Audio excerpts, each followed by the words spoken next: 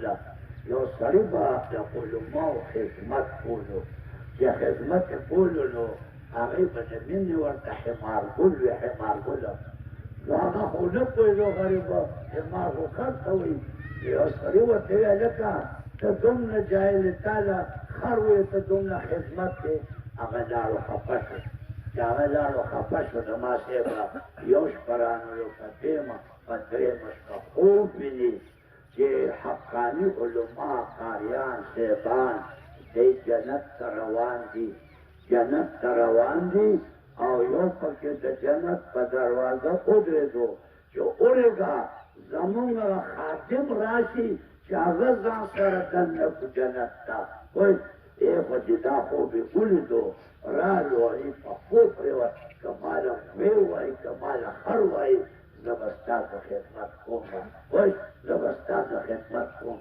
عزیزانو دې دی ان تنصروا الله ینصرکم که تاسو د دې مدارسو سره د قاریانو سره تاسو مدد وکړو په علم دل الله به تاسو سره به مددونه وکړي تاسو سره عیسی عظمت القرآن کې راځي عیسی علیه السلام هغه چې کوم دی روان دی او ګورئ امام صاحب رحمت الله علیه خبره دې راله چې هغه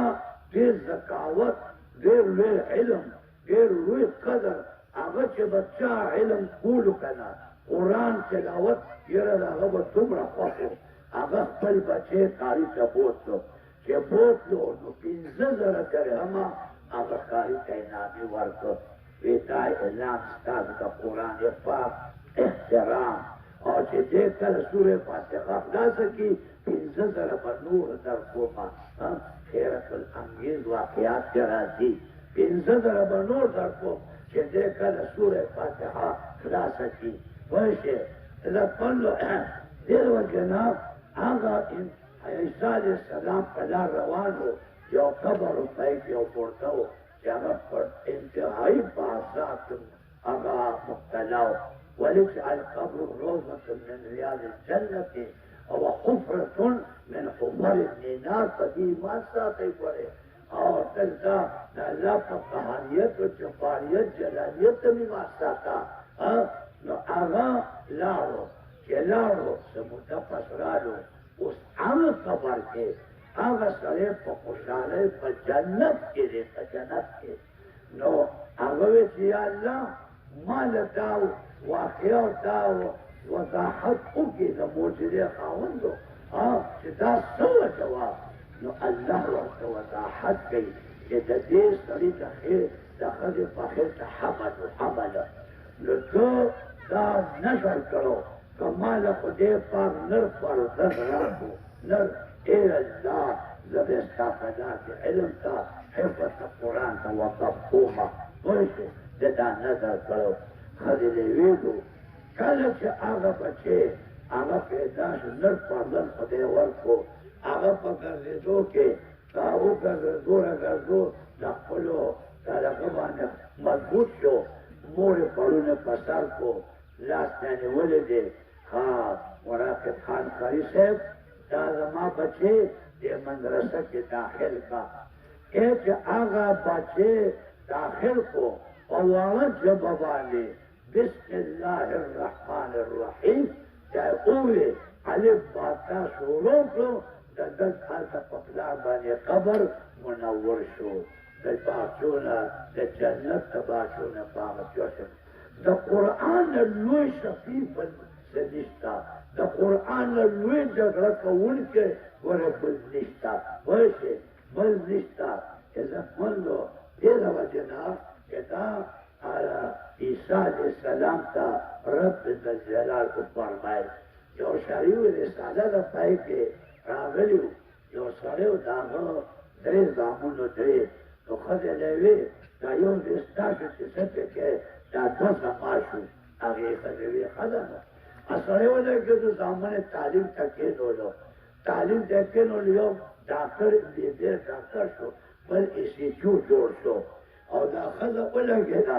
دې دا خپل بچی قرآن ته کېنولو علم ته کېنولو چې کېنولو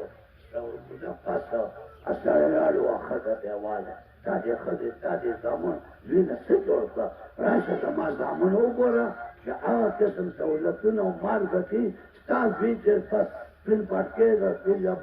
بډې والي د څه وکړه تا ته ښځې واله ښځې ورته ویل راځه یو خبره ته کوم راځه هغه کمره کې کښېنه او برنډه وه زه به دې برنډه کې کښېنم او ته دې کمره کې کښېنه اوس به ستا او زما معلوم شي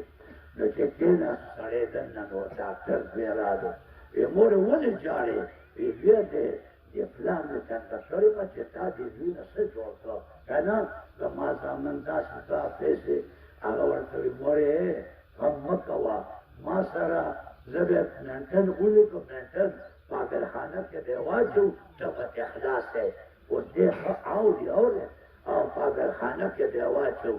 او بل کسی چوز وی راجو وی مورې ولې ژاړې وی زه دغسې وی مورې پروا مه کوئ ما سره داسې کیسونه دي یو کیس کې بیا راولم په حوالات کې به پروت وي ته به ترې بېغمه شې